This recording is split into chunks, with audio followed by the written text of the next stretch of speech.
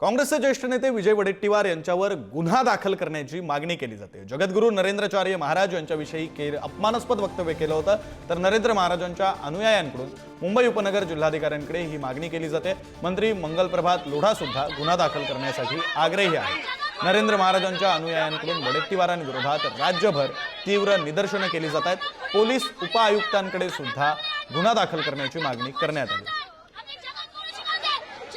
चार दृश्य आपण पाहतोय। राज्यभरातून ही मागणी केली जाते। राज्यभरात आंदोलन केलं जात आहे। मुंबई, पुणे, कोल्हापूर, संभाजीनगर या सर्व ठिकाणी आंदोलन करण्यात आलेलं आहे।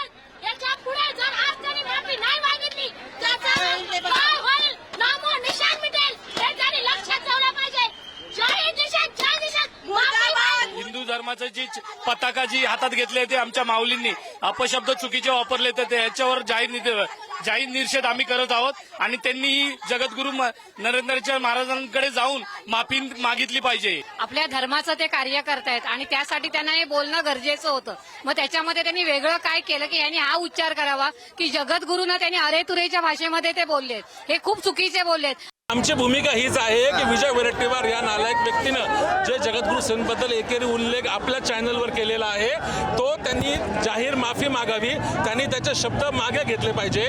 हा ढोंगी व्यक्ती आहे आणि हा जगद्गुरू श्रींबद्दल हा व्यक्त बोलतो की हे खरंच साधू आहेत का, संत आहेत का।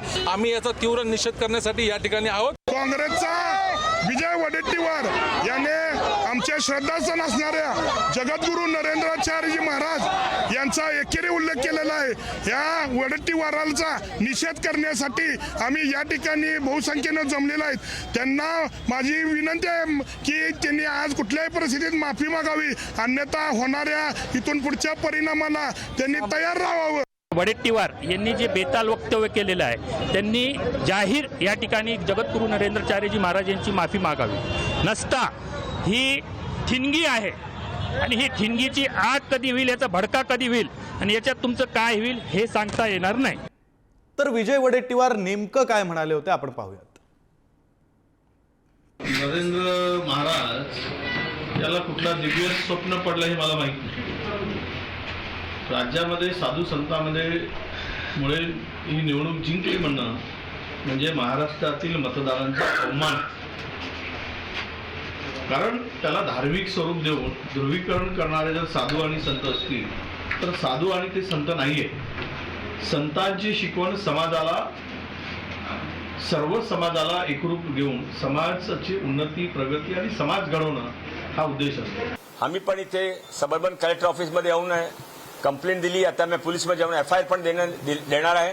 मी त्याने भेटणार आहे, त्याने बोलणार आहे, त्याने सांगणार आहे की तुम्ही माफी मागा। 7 दिवसाच्या आत त्याने माफी मागली नाही तर त्यानंतर काय होईल त्याने कल्पना नाही। त्यांच्याबद्दल असा शब्द कोणी माफ करणार नाही, त्याने लगेच माफी मागितली पाहिजे।